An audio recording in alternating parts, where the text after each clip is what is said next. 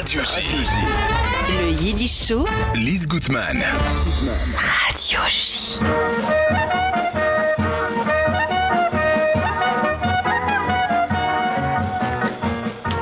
Le Yiddish Show de Radio J qui soulève d'enthousiasme mon invité aujourd'hui. Un Yiddish Show préparé et proposé par Lise Gutmann, Serge Surpin à la réalisation technique que je remercie. Et en studio avec moi, Henri Gruvemann. Bonjour, merci d'être avec nous. Bonjour Lise. Alors Henri, il est interdit de vieillir. On peut interdire de vieillir. De quoi s'agit-il ?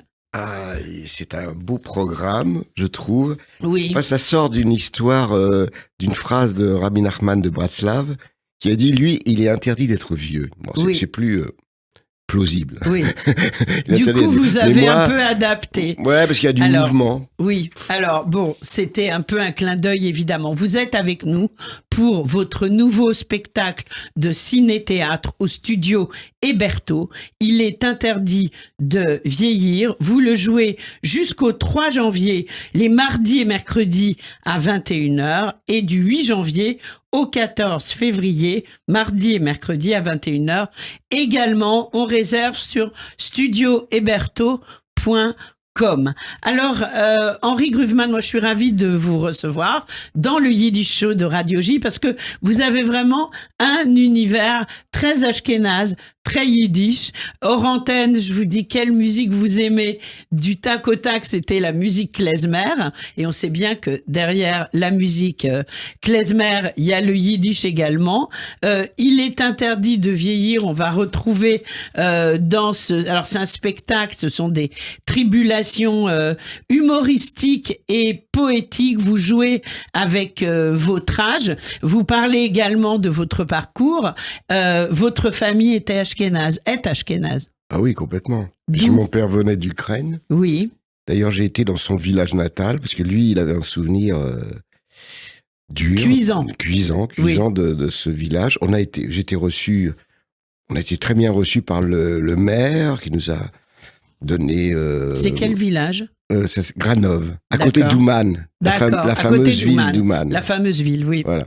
Donc, c'était assez extraordinaire parce qu'on avait un village très... Vous y êtes allé quand ? Il y a plusieurs... Alors, il y a plusieurs années... Oui, avant la guerre d'Ukraine. Ah oui, avant la guerre. Bien d'Ukraine. sûr. Il y a 10 ans. Ah oui, Mais j'ai un souvenir magnifique de ça. oui. Magnifique de cette rencontre. Et puis, il me parlait en ukrainien parce qu'il supposait être petit-fils, parce que j'étais présenté, petit-fils qui revient dans le village. Oui. Et il me parlait en ukrainien, évidemment, je comprenais rien, quoi.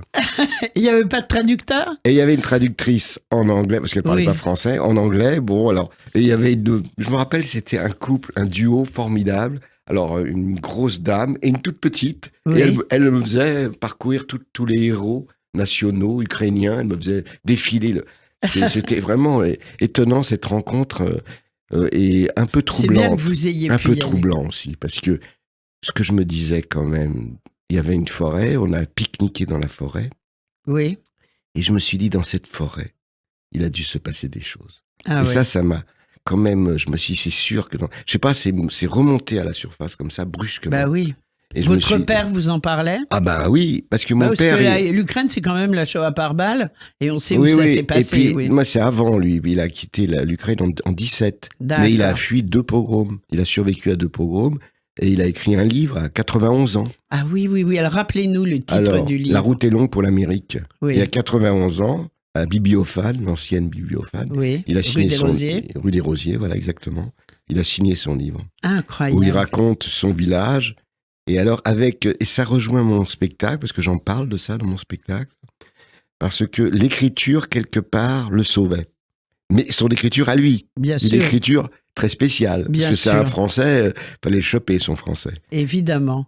Alors, il parlait quelle langue, votre papa ? Il parlait yiddish ? Ah, c'était le yiddish. Oui. Ça, sa langue Et natale. vous c'est- aussi, Henri Gruvemann ? Non, Non. je Vous, regrette. vous l'avez un peu étudié, il me semble. Non. Vous avez eu, en tous les cas, dans votre vie, plusieurs élans envers Ah, le les- yiddish. Les élans, oui. Ben, c'est Mais important. oui, mais c'est resté avec les élans, je ne sais pas pourquoi. Oui, mais dans vos Si je sais spectacles, pourquoi.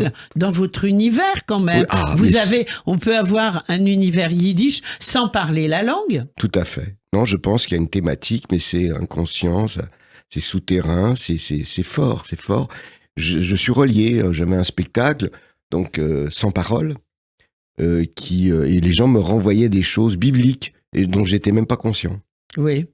Alors, vous avez 77 ans, vous ne les faites pas d'ailleurs, parce qu'aujourd'hui, finalement, très peu de gens font leur âge, entre guillemets, et on sent un dynamisme en vous et un parcours tout à fait atypique. Moi, je me souviens de Gru-Gru. Oui, Vous c'est pouvez ça. nous en parler ? Ben oui, c'est à lui que je faisais allusion, c'est-à-dire un personnage qui est né aux États-Unis, Oui, parce que j'avais des difficultés avec la langue. Donc progressivement, je lui ai retiré la langue. Mais c'était intéressant, c'est qu'à la fin, les spectateurs se rendaient compte seulement à la fin que je ne parlais pas. Donc la parole n'était pas nécessaire. c'est incroyable. Ça passait Oui. autre part. Et c'était pas du mime. C'était pas du mime, mais Non. il n'y avait pas... Vous avez envie de le reprendre, Gru-Gru ? Non, Non, non, ça va. ça Parce va, que vous l'avez je l'ai beaucoup tourné. beaucoup, Comme il bien était sans sûr. parole, donc j'étais au Festival de Jérusalem, par Oui. exemple, j'avais été invité. J'étais vraiment ravi de ça. Oui, Il a été invité dans les festivals, à Cannes aussi, par exemple. Enfin voilà. Non, mais là, je suis sur ce spectacle qui raconte pas mal de choses. oui. Et Alors, qui raconte quoi, par exemple ? qui raconte, je suis parti encore d'une référence de Martin Buber, qui raconte une histoire. Une histoire, à quoi ça sert une histoire ? À quoi servent les histoires ? C'était la question. Oui, Alors, il faut qu'une histoire, il faut qu'elle serve à quelque chose. Alors, c'est ce que j'essaye de faire dans ce spectacle, c'est-à-dire que les gens qui viennent repartent pas écrasés, mais au contraire plus légers qu'ils ne l'étaient. Ce spectacle sert à l'humour, à la légèreté, à la poésie, à l'ouverture. c'est important. Vous êtes combien de temps sur scène ? 1h15. Ah oui, quand même, oui. C'est une belle pièce. Alors, je vais essayer de vous faire plaisir. J'espère que je vais réussir. On va marquer une première pause musicale. Je rappelle que vous êtes avec nous pour Il est interdit de vieillir qui se joue au studio Héberto. On va donner un numéro de téléphone pour réserver. C'est le 01 42 93 13 04 01 42 93 13 04 ou studio Héberto.com, c'est au 78 bis boulevard des Batignolles, pas loin de la radio, Métrovilliers ou Rome. Alors, vous aimez la musique klezmer, ça tombe bien, moi aussi. On va écouter un titre emblématique des klezmatiques. C'est un jeu de mots, et je sais que vous aimez les jeux de mots. Ça s'appelle Man in a Hat, l'homme au chapeau. Sauf que quand on le dit très vite, Man in a Hat, ça donne Manhattan. Les klezmatiques, on les écoute. Pas mal. Écoutez, vous allez adorer. Pas mal. A little singer kids verreit Fusses am Mechaie, die Melodies sind ab, denn auch die Werte sind nahe. Das gesungen haben unsere Seele und euch Babes, und der Tate vielleicht gesungen noch ein Kickelschabes. Sailorman, don't tell me of the seven seas of yore. Java and Sumatra do not move me anymore. Say farewell to Finland, further inland than Old Thor. Adios Antilles and so long to Singapore. Having fun in London is like lying on the floor. Isle of Man I'll manage to avoid like Manticore. Budapest I get no rest and Boston is a bore. A man unique to my mystique in New York I adore. I met a man in a hat with a tan, met a man in a hat with a tan hat, and I met a man hat man.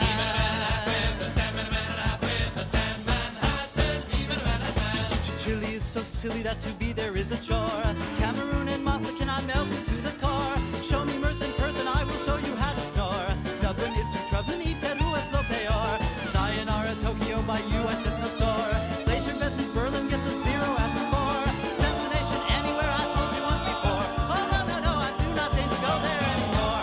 I met a man in a hat with a tan, met a man in a hat with a tan man hat, and I met a man hat man.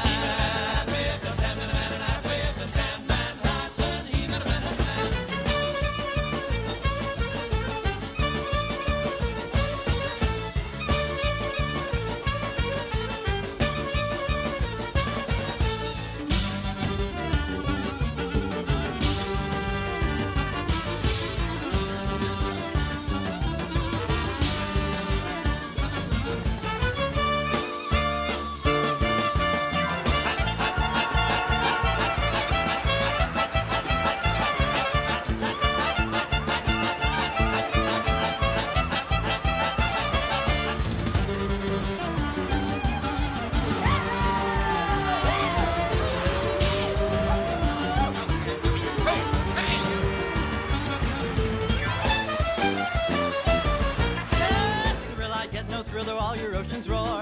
Mad Seville, your barber left me shorn upon the shore. Barcelona, larceny upon your matador. And arson is my wish upon Decatur's one decor. Ciao to China, find among the places I deplore. Au revoir to Cote d'Azur, on you I shut the door. Later, Laos, Kathmandu, and Tabassador. A man so Greek in his physique in New York I adore. I met a man in a hat with a 10, met a man in a hat with a 10. Hat 10, I met a man in a hat with a 10.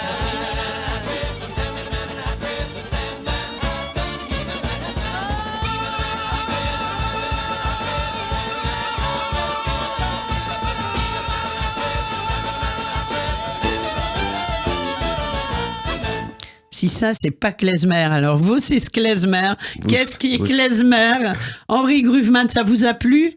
Bah oui. Oui, hein. Bah oui, parce Donc que là, ça donne de la joie, du mouvement, on a envie de bouger. ça fait du bien en ce moment. On a envie de bouger avec ça. Oui, donc les Klezmatic Man, In a Hat, un morceau vraiment emblématique de leur répertoire. On est avec, si vous venez de nous rejoindre, nous sommes avec Henri Gruvman, qui est comédien, metteur en scène, qui écrit des spectacles, les gens n'oublient, et qui nous propose en ce moment au studio Héberto son spectacle. Il est interdit de vieillir. Alors quand on voit en effet l'énergie dont vous faites preuve, on se dit qu'en effet il est interdit de vieillir. Alors c'est une création.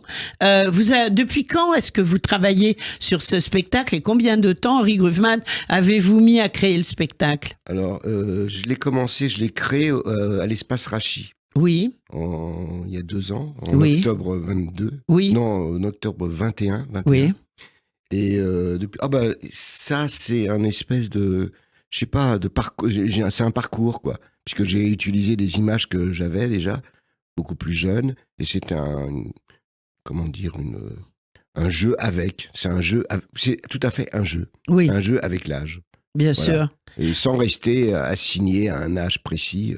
Au contraire, c'est une balade, ce que j'appelle une tribulation, les tribulations.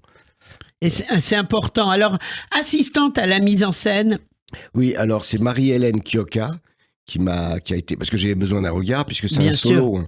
Donc elle m'a renvoyé des choses, et on se connaît puisqu'elle est autrice, et j'ai déjà monté des pièces d'elle. J'ai monté 2 pièces d'elle déjà, Ah, c'est bien. à Bourg-en-Bresse, au Alors, théâtre. on va parler des gens qui sont à l'écran et à la lumière. Pourquoi? Avant de donner leur nom, on va parler du ciné-théâtre, parce que vous en êtes un des créateurs en France. Oui, un des pionniers. C'est un concept.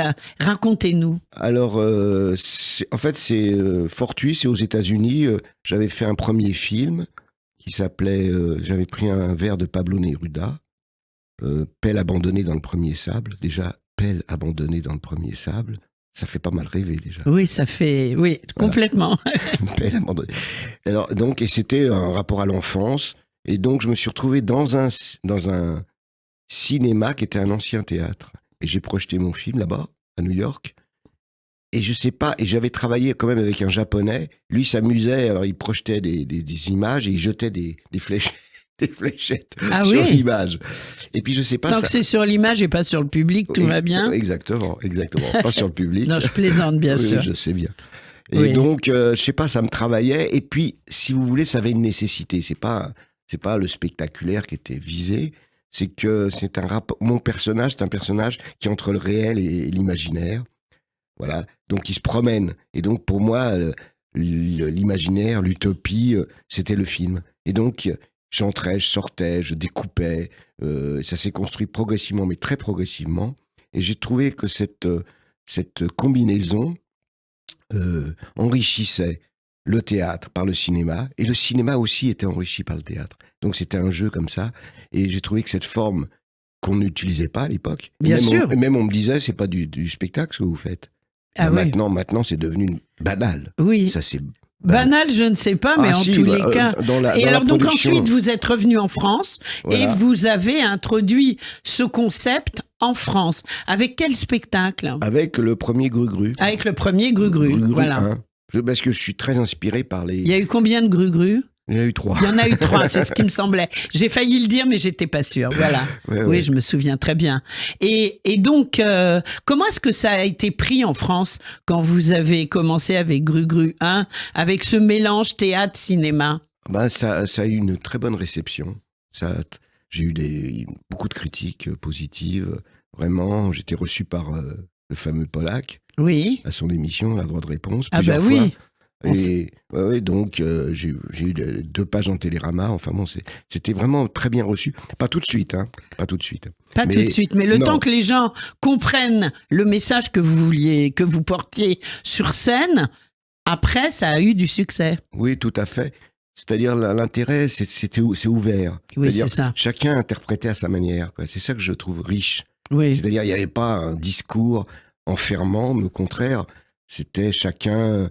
On me faisait presque découvrir. Et c'est un adolescent de 14 ans qui m'a fait redécouvrir d'une certaine manière mon spectacle. Il m'a dit des choses à laquelle je n'avais pas pensé. Que c'était profond. Mais c'était là. Mais je n'avais pas pris conscience. Parce que c'était.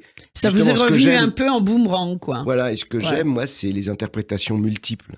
C'est pas discours qui enferme. Un discours préétabli. Préétabli, exactement. Alors, le ciné-théâtre, ça va être aussi avec « Il est interdit de vieillir », c'est important, ça continue. Figurez-vous que j'avais pensé à vous, vous ne le savez pas, mais j'avais assisté à ces 4-5 dernières années à des concerts de groupe klezmer qui utilisent la formule du cinéma en fond de scène, des images, du cinéma et de la musique. Alors, c'est pas du ciné-théâtre, mais c'est quand même très inspiré de ce que vous faites. Et j'avais fait la relation. Et je me suis dit que c'était peut-être dans l'air du temps. Est-ce que vous avez l'impression, vous qui avez été précurseur, d'être aujourd'hui dans l'air du temps avec le ciné-théâtre? Ben, j'espère. Non, mais maintenant, je vous le disais, c'est banal. Hein. Il y a beaucoup de spectacles contemporains qui utilisent l'image. Mais des fois, ça n'a pas de sens. Je dis pas qu'il y en a.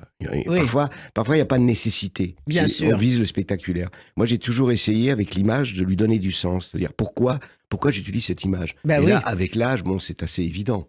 Alors, vous, quand vous créez un spectacle, vous le créez tout de suite autour du ciné-théâtre. Et ça, c'est important. C'est-à-dire que c'est un tout directement. Vous rajoutez pas des choses après. Si, ça circule. Des fois, je monte des spectacles sans cinéma. Non, c'est selon le thème, quoi. D'accord. Donc là, je trouvais que c'était Alors, je voudrais, je ne sais pas si on va la voir, voilà, je montre l'affiche parce qu'elle est très, très jolie. Il est interdit de vieillir. Donc, une création d'Henri Gruvman. Ça dure 1h20 et c'est au studio Héberto du 21 novembre, ça a commencé le 21 novembre, jusqu'au 3 janvier, mardi et mercredi à 21h, du 8 janvier au 14 février, lundi, mardi et mercredi, là cette fois-ci 3 soirs à 21h, et on va sur studiohéberto.com. Un spectacle à ne pas rater. Est-ce qu'on peut dire, et ce sera très vite ma dernière question, que dans ce spectacle, il y a quand même un peu de Yiddishkeit? Oh, il y en a beaucoup. Eh ben voilà, j'en étais sûre, je vais venir vous voir avec un grand bonheur parce que je connais les spectacles d'Henri Gruvman et c'est toujours exceptionnel à découvrir en famille, pas en famille. En famille. En tous les cas, on est bien d'accord, il est interdit de vieillir et histoire de continuer à être jeune et à danser, on va terminer cette émission avec un titre des Klezmer Nova, ça s'appelle Fresser Freiler. C'est le Freiler de ceux qui aiment manger, voire bouffer en yiddish. Et c'est tiré de leur album Delicatessen, ça ne s'invente pas. Merci Henri Gruvman, à bientôt Lise, sur Radio J. Merci.